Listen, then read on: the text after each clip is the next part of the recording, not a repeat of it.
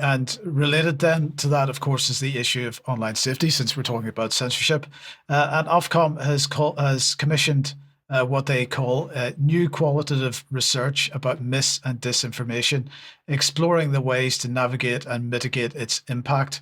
Now, the report was published by a consultancy called Verian, who Ben has covered extensively, or at least did cover extensively last year, I think in about 5 or 6 different UK column news programs. So if you'd like to search the UK column news archive, you can find out more about Verian themselves. Now, in Ofcom's blog post on this new report, they acknowledged that, quote, "It's important to be clear from the outset that misinformation is a subjective term. There are a range of ways that misinformation can be characterized, which makes it important to understand the wider context of people's attitudes and knowledge."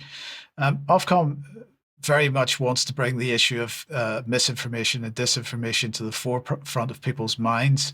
The one we want to amplify here, they say, is making space in our family and social groups for civil society organizations and broadcasters and other news providers to talk about misinformation and disinformation. So they want to make media literacy, quotes, everyone's business. Online platforms, parents, educators, third sector organizations, providers of health and social care, professionals working with children, broadcasters, including public service broadcasters, and others, to realize the full potential of media literacy, they say, in the UK. Contributions and collaboration from all is essential. So they absolutely want fusion on this area. But the report itself, funded by Ofcom, it's perhaps no surprise then that regulation is seen as a major tool to deal with the problem. Regulation and what are described here as validation markers.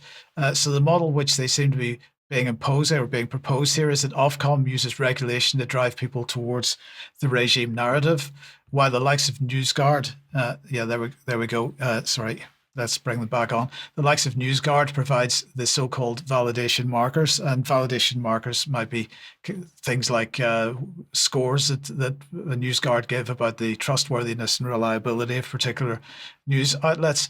In the meantime, Ofcom has published another blog post, you got a preview of it there, claiming that sports stars and pundits receive huge quantities of online hate, which risks their confidence in their careers and increases a feeling that they will decide to leave social media altogether. Poor souls is what I say. Surely the thing that people with a public profile need is a thicker skin, but since they don't have a thicker skin, instead we're going to see a much more stringent censorship regime. So that's all good stuff, isn't it? It is.